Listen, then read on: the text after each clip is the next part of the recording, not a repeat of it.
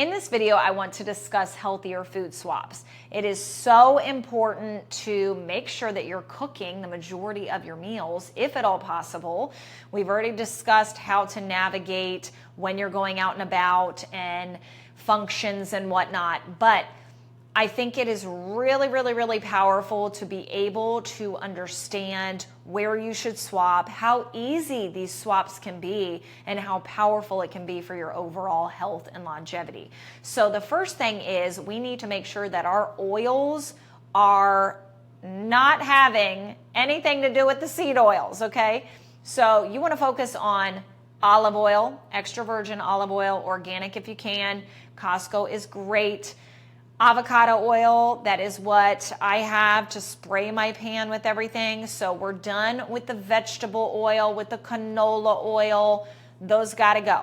They have to go. Even if you're baking and it calls for vegetable oil, you can substitute that with coconut oil. You can substitute that with quality oil, okay?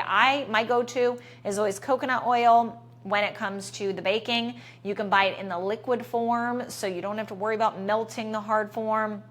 So it's all good to go. And you will have a list of this. I will give you access to this PDF.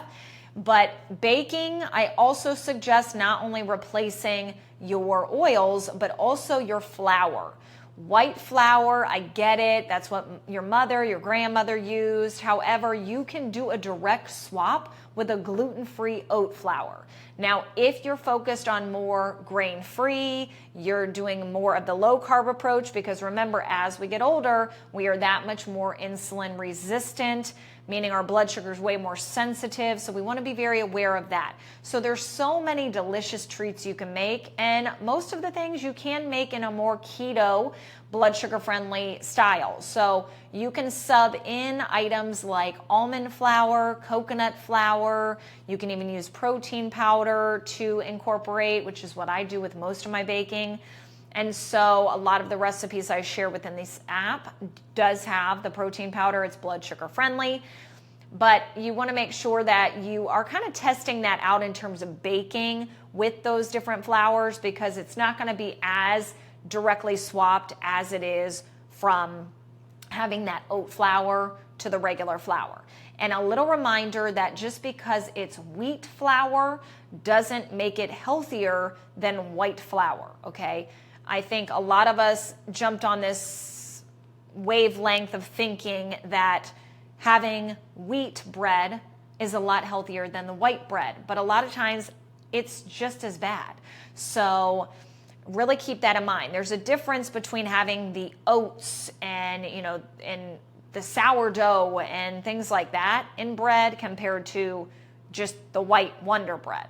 But majority of the time, if you're buying your bread in an aisle, it's all going to be very similar from one brand to the next, okay?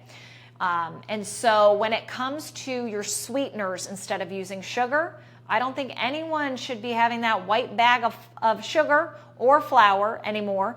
I think you can substitute equally, and I don't think I know, with allulose or monk fruit or stevia, okay? So I personally have shifted from a lot of stevia over to allulose. I do have stevia in my protein powder, but I'm trying to diversify and not have too much stevia. So that's why my allulose bag, the Dr. Gundry's, is a perfect swap. It's a direct swap, to what you need for sugar. They also have confectioner's sugar, and that gets a little pricey, I'm not going to lie, but if you do have recipes where you want to make a frosting or something like that, it's ideal, and a little bit goes a long way. So you will have access to all of my suggestions here. And when it comes to having something like a wrap, a tortilla wrap, you can always make your own. You can choose healthier almond flour wraps or cassava flour wraps, but the name of the game is simplicity with the ingredients. Typically with wraps, you're going to have either something that's low carb, really high protein, high fiber, but it does have gluten and some other ingredients that are slightly inflammatory.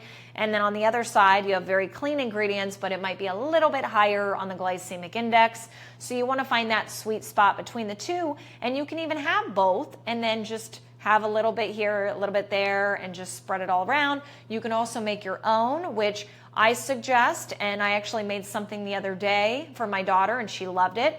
Blended up some broccoli, so 1 cup of broccoli to 2 whole eggs, a little bit of pink salt in there, blended it right up, and made 2 to 3 tortillas in the skillet.